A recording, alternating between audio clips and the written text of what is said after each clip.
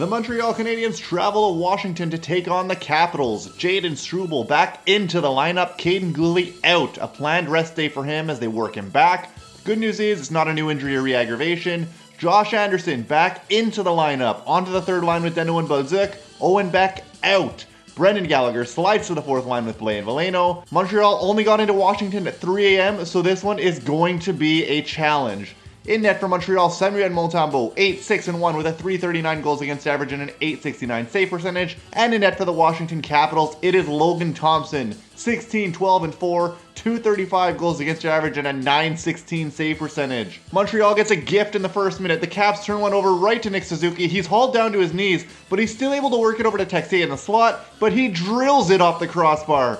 Fairbury goes to the box. The Habs go to the power play for the first time. The revamped unit featuring Dobson and Texier in place of Hudson and Demidov gets right to work. Slavkovsky fights for a rebound in front, and after Texier is stopped, Slavkovsky hits the post as well. 2 posts in the first 90 seconds. The first unit had a few chances, but the second unit really struggled. A couple zone entries were just completely flubbed, and the Habs can't take advantage of their opportunity on the power play.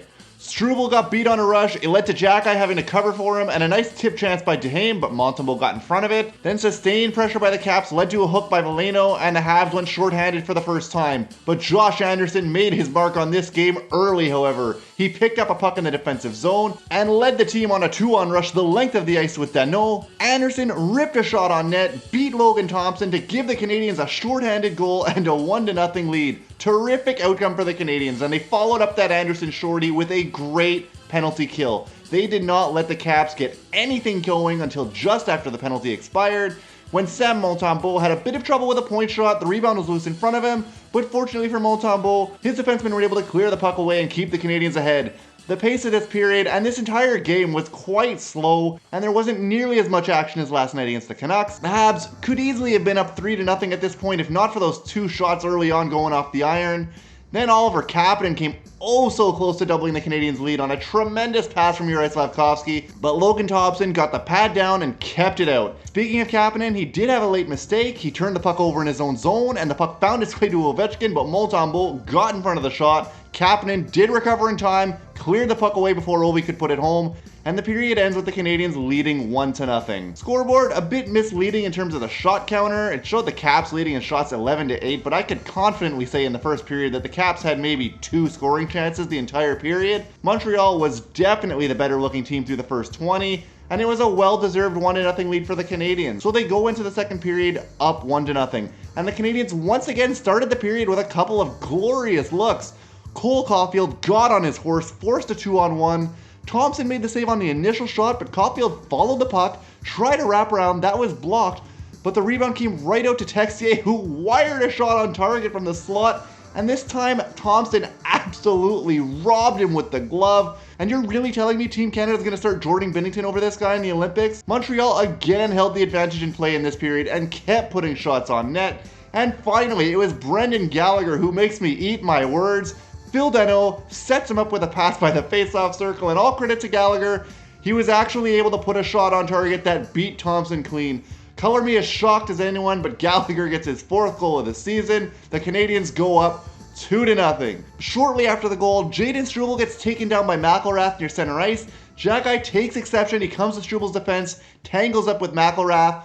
They get into a tussle, they spin around a bit, finally throw a few blows at the end, but Jack-Eye ends up taking an extra 2 and a 10 for the instigator. He's gone for 17 minutes. Struble's out hurt for the rest of the period, so the Habs only have 4 defenders for the rest of the second period. The Capitals didn't generate much on the power play, but the Habs skaters couldn't get off the ice for a change, and as time wore on, that Caps power play was finally able to set up in the zone. Montembeault made his best save of the PK on a shot from the point right as the penalty was expiring, and the Canadiens made it through again, but the march to the penalty box continued. Montreal again playing with fire, taking penalties in this one. On the PK though, Josh Anderson was a big time standout, and it was for this entire game. He was responsible for at least 3 breakups on this penalty kill alone, and it was a clinic by the Canadiens penalty kill. They made it through this one again with the 2-0 lead still intact. Montreal finally got into a bit of a rhythm for the final few minutes. Strome ended up taking a penalty for a slash, so it gave the Habs a late opportunity to deliver a significant blow to the Caps' hopes of a comeback. And shortly into that power play, Dowd got called for a high stick, so this gives the Canadiens a 5-on-3 in the dying minutes of the second. Marty St. Louis calls a timeout, tries to give his guy a break. Unfortunately, the 5-on-3 was not very convincing by the Montreal Canadiens. They managed to get some shots on target, but as far as opportunities go on a two-man advantage, they were not the greatest looks. Nonetheless, the Habs skate into the second intermission with a 2-0 lead against the Caps with 20 minutes to go to finish this one off. They've played a really strong game so far. The final 20 will be a test. They can't afford to abandon the forecheck and just sit back waiting for the Caps to come at them in the last 20 minutes. And Washington comes out with quite a bit more conviction in the third period. Their offense does seem a bit more connected and put together, and they do start putting chances on net towards Montembeault. There were a lot of face-offs early in the third, which I believe was an intentional play by the Canadiens to try to slow the game down and cut the Caps' momentum.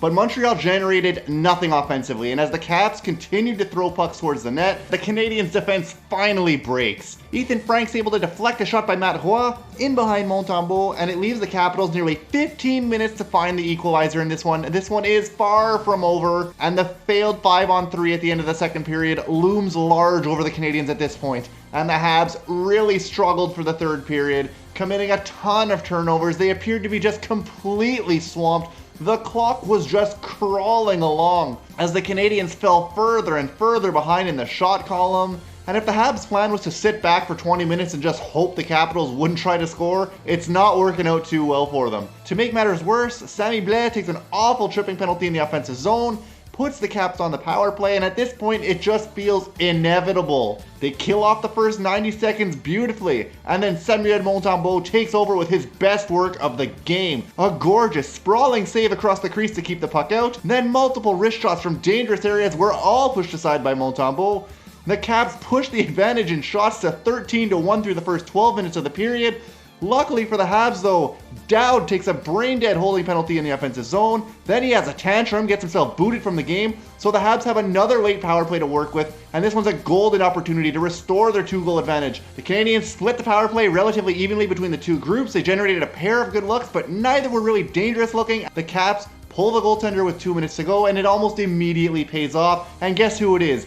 Ethan Frank yet again, his second of the game, on a very nice set deflection payoff of a shot from Rasmus Sandin. Montreal looked every bit the team playing the second half of a back-to-back with hellish travel, but it was still a frustrating no-show in the third period by the team. Fortunately, Montreal manages to make it to the end of regulation and salvage at least a point, but they really should have locked this one up.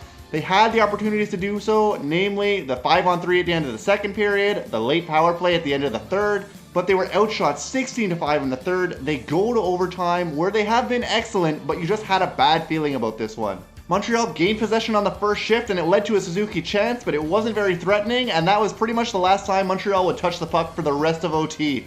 The Caps just took over, Ethan Frank in particular. He made Kapanen look foolish, but thankfully Montembeault slammed the door shut. Then a turnover led to a spinning backhand chance by Carlson. Suzuki ended up taking a penalty for tripping right off of a faceoff, so the Caps go to a 4-on-3, and the inevitability of it all loomed even larger. And it was really a shooting gallery for the Capitals at this point. Strome just blasted one off the post early on, and the Caps spent nearly the full 2 minutes in the Canadian zone, and Samuel Montembeault came up with some absolutely huge saves. Somehow, the Canadiens survived the penalty kill for the 5th time of the night, and there's still a minute of 3-on-3 to go, but Montreal could not win a face-off. Connor McMichael picked up a rebound on a shot from Strome. He beat Juraj Slafkovsky to the open puck. He tapped it in, and he gave the Capitals a 3-2 overtime win. An extremely disappointing result for the Canadiens. They had the win in their grasp, and they just let it slip through their fingertips. It was always going to be a tough task to pick up 2 points against the Caps in this one. The Habs lose, they get a point, and they move on to a critical divisional matchup against the Buffalo Sabres on Thursday. Who would have thought we'd be saying that? But anyway, you guys, that's going to be it for me. Let me know your thoughts in the comment section down below. If you made it to the end of the video, please give us a like and a subscribe. It really helps out the channel, and have a great night, guys.